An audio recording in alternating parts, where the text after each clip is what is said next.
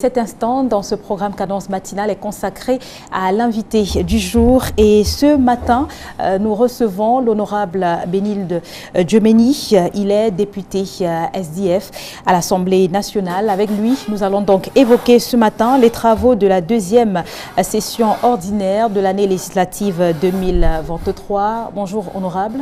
Bonjour Gladys, bonjour à tous vos millions de téléspectateurs. Et merci d'avoir accepté notre invitation ce matin. Alors d'entrée de jeu, on veut savoir qu'est-ce qui s'est dit durant la session ordinaire de l'année législative. Qu'est-ce qui s'est dit depuis le début jusqu'à la clôture vendredi dernier?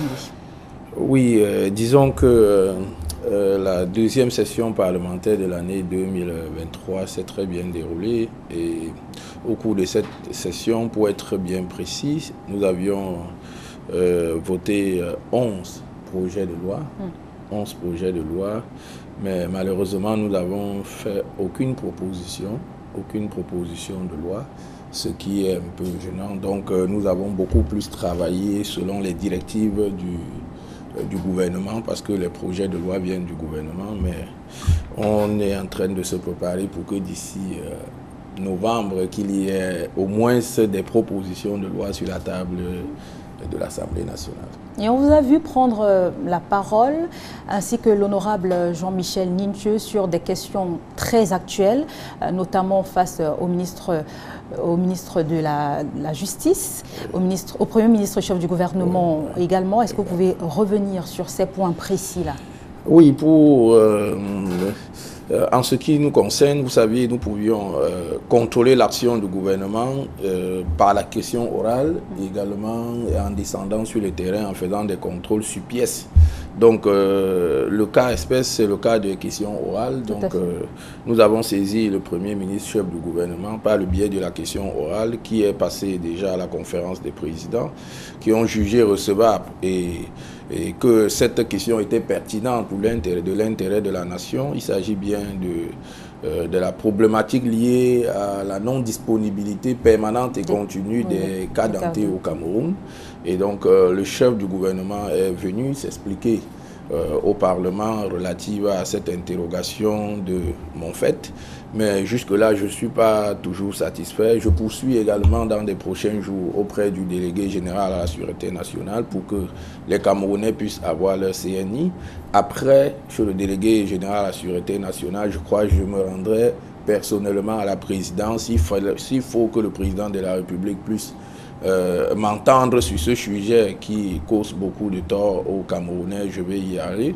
Nous avons également saisi le ministre de l'eau et de l'énergie sur la problématique de la non-disponibilité de l'eau en plein 21e siècle au Cameroun. Vous savez qu'on ne peut pas trouver de l'eau dans des villes, même Douala, on n'a pas de l'eau disponible, et l'affaire de l'énergie.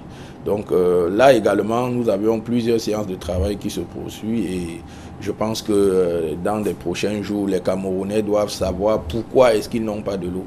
Il y en a. J'ai également déposé 5 questions orales, donc 3 sont passées. Il y a eu des déguerpissements du côté du Mungo et que ces personnes n'étaient pas indemnisées. On les a arraché leurs terres et je pense que jusqu'à ce jour, le ministre m'a rassuré que l'indemnité doit suivre et je crois que cela se fera dans les prochains jours. Et au-delà de quelques députés de l'opposition qui se démarquent, portant ainsi les problèmes des Camerounais lors des questions orales, notamment, que valent les élus de nos jours? Est-ce que vous avez l'impression que la voix de l'opposition porte véritablement face à la majorité obèse? Oui, la question que vous posez est une question qui touche naturellement à l'opportunité politique au Cameroun, parce que c'est de ça qu'il s'agit. Ce n'est pas le fait que le RDPC est majoritaire, ils jouent leur jeu, mais maintenant, est-ce que les Camerounais comprennent effectivement la valeur, l'importance de la politique dans leur pays, parce qu'un pays est porté par la politique et ça m'amène à vous interroger aussi également, les Camerounais et même vous-même. Pourquoi est-ce que les Camerounais ne vont pas à l'urne? Vous saviez qu'il n'y a que moins de 3 millions de Camerounais qui votent depuis presque 30 ans. Et donc, mais on a vu quand même un changement de situation qu'on ne saurait négliger. Durant la dernière élection présidentielle, on a vu un réel engouement des Camerounais pour la chose politique. À partir de cela, on ne peut pas négliger. Oui, un réel engouement des Camerounais. Pour quel nombre? Ils étaient 4 500 000. Pour quel nombre? Sur 30 millions, 4 500 000 vont à l'urne. C'est pour que nous puissions avoir quoi exactement? Regardez, les 4 500 000 qui vont à l'urne, c'est ceux qui tirent profit de la chose politique. Et 30 millions moins 4 millions, nous avons 26 millions qui restent. Ces 26 millions sont où? Ils sont dans des bars, ils sont dans la rue en train de se plaindre, en train de critiquer. Peut-être parce qu'ils n'y croient plus du tout. Non, aussi. Le problème n'est pas d'y croire. Ils sont politiques. On doit analyser la chose de façon à comprendre. Si vous ne croyez plus, ça veut dire que vous n'avez plus un État, vous n'avez plus un territoire.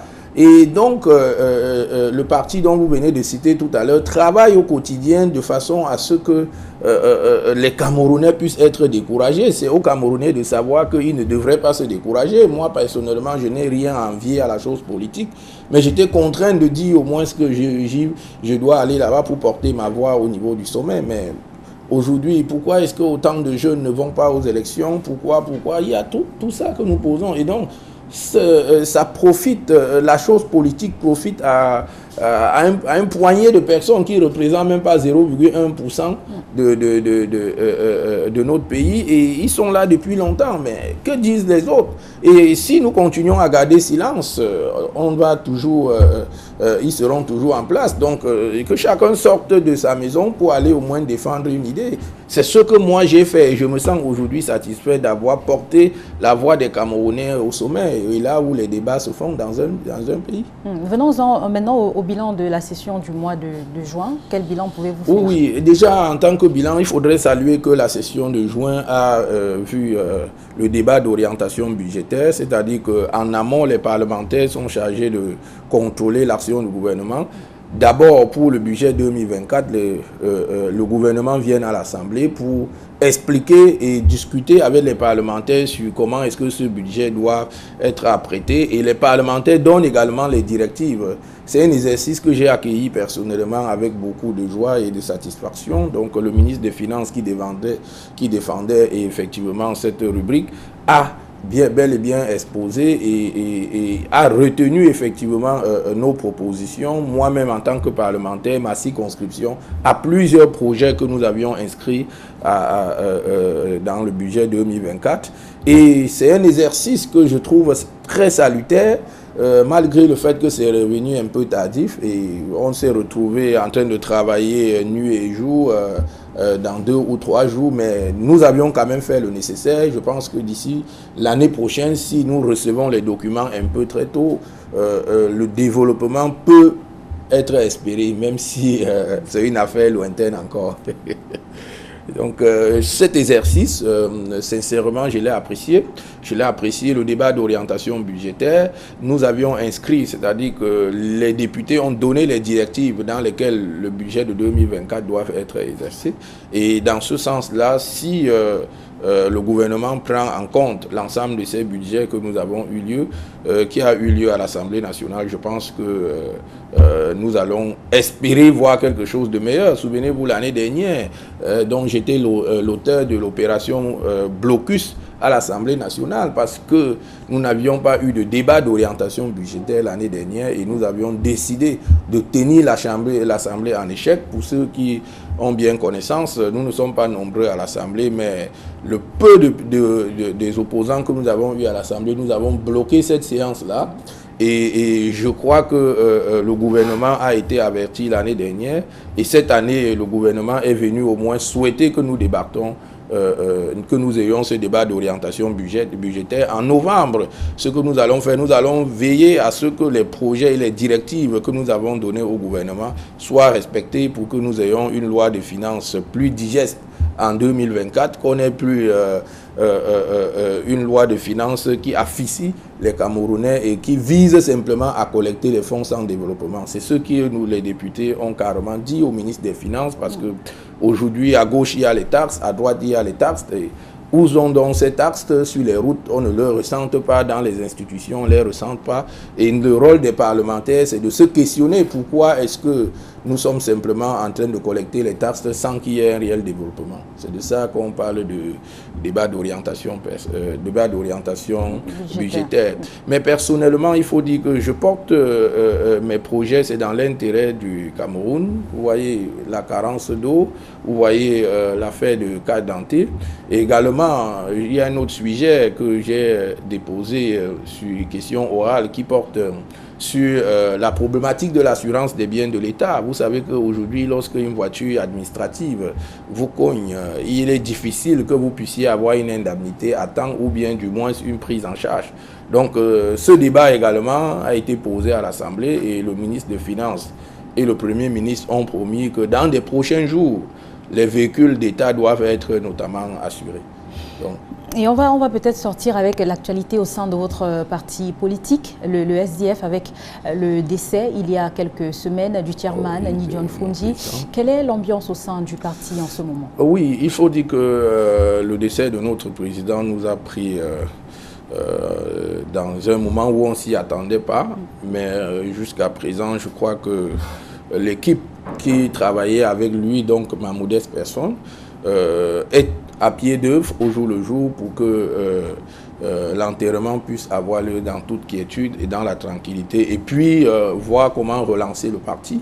Personnellement, je pense qu'il n'y aura aucun problème parce que nous avions été autour du président en tant qu'une équipe. Et la même équipe aujourd'hui est en train de travailler de façon sereine. La même équipe est en train d'orienter ses obsèques. La même équipe est en train de planifier le congrès de notre parti qui aura lieu en octobre. Et à l'issue de ce congrès, un nouveau président sera élu. Je suis le Benjamin de notre défunt président. Et je pense que je vais apporter ma modeste contribution pour que tout se passe bien. C'est ça également mon rôle, c'est ça également le rôle du dernier fils. Comme le président Fundji m'appelait souvent, il m'appelait toujours « tu es le Benjamin » et essaye d'observer bien les erreurs de tes grands frères et ne pas aller sur les mêmes orientations et savoir comment rectifier le tir. Je crois que c'est le moment. Et ensemble, nous sommes en train de travailler. Il y a un premier vice-président qui assure la coordination des travaux. Et au moment venu, nous allons savoir de quoi il est question. En octobre précisément? Oui, en octobre précisément. Et Merci. Nous sommes satisfaits de tout ce qui se passe jusqu'à présent. C'est un moment difficile pour nous. C'est un moment où nous n'avions pas souhaité être dans cette désolation. Mais je pense que Fundji a travaillé jusqu'à un certain niveau. Et il est question pour nous aujourd'hui de prendre le parti là où Fundji a laissé pour arriver au sommet. Parce qu'en 92, vous le savez bien qu'il a été élu président de ce pays, mais du fait qu'il n'a pas voulu la guerre. Rien n'a été officiel. Oui, mais rien n'est officiel au Cameroun, mais les Camerounais savent la vérité. Merci à vous, honorable Benilde Djemeni, d'avoir répondu présent à notre invitation ce matin. C'est moi qui vous remercie, Gladys, pour cette invitation. Je serai toujours disponible quand vous auriez besoin des informations réelles de l'Assemblée nationale.